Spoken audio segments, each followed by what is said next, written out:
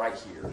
And then, even more crucially, these specific documents that I showed you, there's a provision in there where the other people who have loan outs waived their rights. They knew about it and they waived them. There's no such document for John Berman.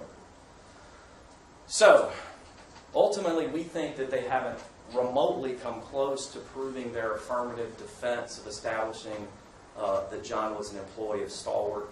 I've explained to you why it's so important for them to have that defense, because it sort of does an end run around the fact that they just weren't following their policies and procedures.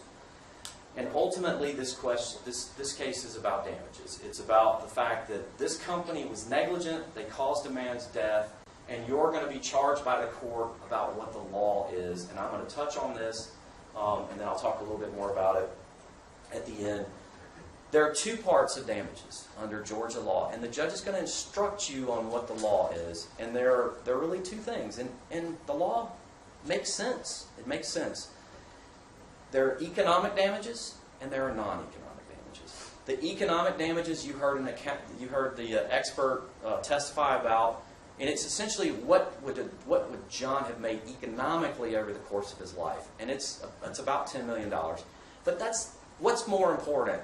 What gives you joy? What gives you happiness? It's not when you're at work. It's when you clock out and you go home, or you spend time with your family and your friends, and you do the things that you love and you enjoy, and the law recognizes that.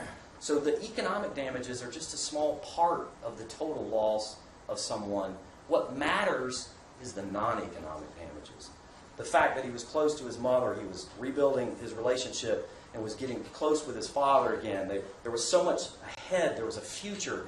There was potential of getting married and having children. He had his whole life ahead of him. That's what damages allow for under Georgia law.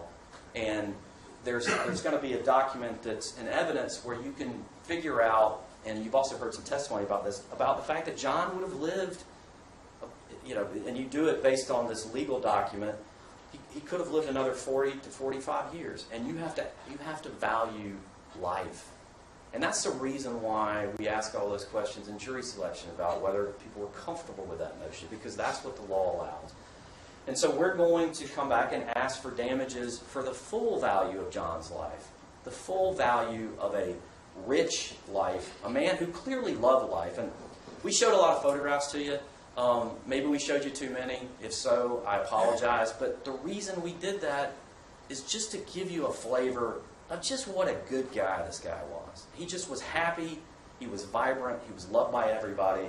And that's the reason why we put all those photographs in. And we're going to ask you for a verdict that reflects the rich, full tapestry of just a really good guy who absolutely shouldn't have died. Shouldn't have died because they should have followed real simple policies on a show about zombies to make sure that we just aren't here. So I'm going to sit down. I'll probably worn out my welcome again, but Mr. Dial's going to go next, and as I said, Mr. Law will, and then I'll have a few, hopefully, short remarks for you at the end. I can't tell you how much I appreciate your patience and your attentiveness. It's an important case for this family, and I'll talk to you a little bit more about it in a few minutes.